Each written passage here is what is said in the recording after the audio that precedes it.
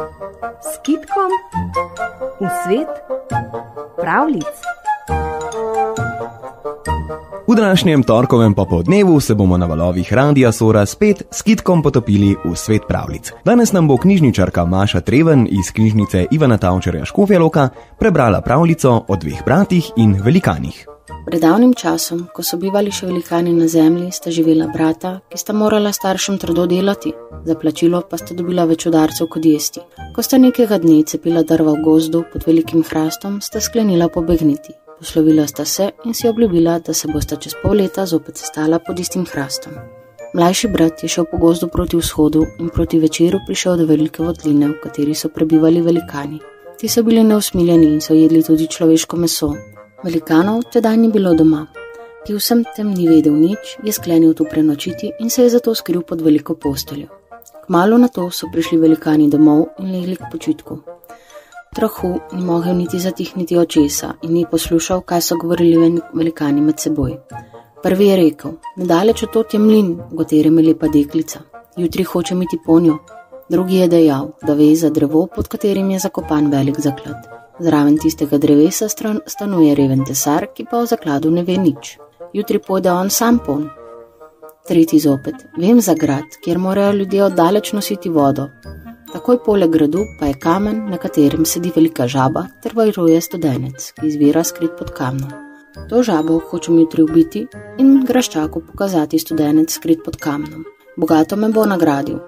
Četrti je dejal: hči našega kralja je hudobolna, a in noben zdravnik ne ve zdravila. Pomaga pa je lahko samo jabolko z jablane, ki raste pred našo votlino. Jutri hočem nesti to jabolko v grad in kralj mi bo dal hčer za ženo. Zato so velikani zaspali. Tedaj je deček tiho zlezel iz votline, odtrgal jabolko in odšel. Najprej je tekel k mlinarju in mu rekel: pazite, jutri zjutraj vam hoče velikan ugrabiti vašo hčer. Nato je šel k tesarju in mu zapovedal posekati drevo in kopati na tistem mestu. Tesar je slušal in izkopal velik zaklad, ki ga je delil z njim. Od tesarja se je odpravil v grad, kjer je manjkalo vode.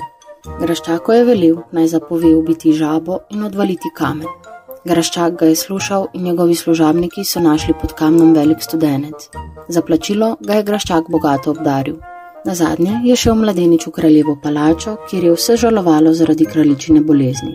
Mladenič je velel kralju, naj ga pelje k bolni hčeri, da jo ozdravi.